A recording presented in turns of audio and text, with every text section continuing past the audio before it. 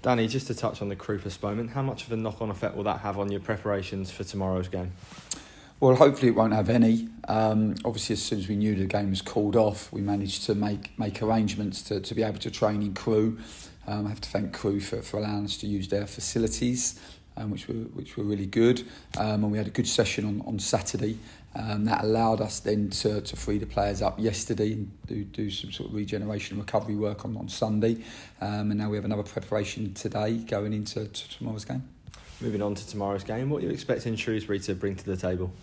A well-organised team. I think whenever you play against Steve Cottrell's team, you know that he's a tactical coach, very good against the ball. I think they've only conceded 4 in 11 games, and you can see that they're compact and they're together, and their distances against the ball are very, very good. So it will always be a challenge to break them down.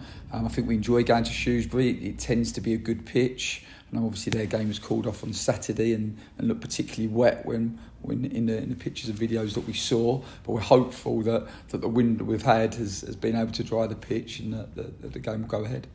We last played them quite early on in the season, so it's going to be two sides that are quite different to what they were in the early stages. Yeah, I think so. I think they're a team that have predominantly been a 3-5-2. At times they've gone to a 4-3-3. Some personnel change in January. So, yeah, a different team to probably what we played in August.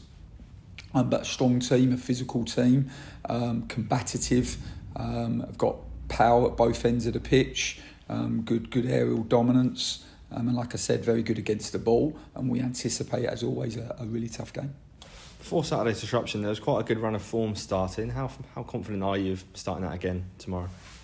Well, absolutely. That's why we were disappointed that the game Saturday got called off, because we felt like we were in a good rhythm. We'd obviously picked up 2 important wins. We'd had a clear week preparing for Crewe, so the postponement come probably at the worst time for us. But ultimately we can't affect the weather. There are some things we can control. The weather's not one of those.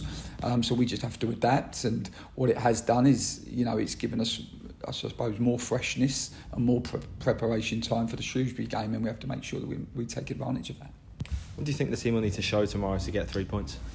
I think that we will need to show all the qualities that you need to away from home.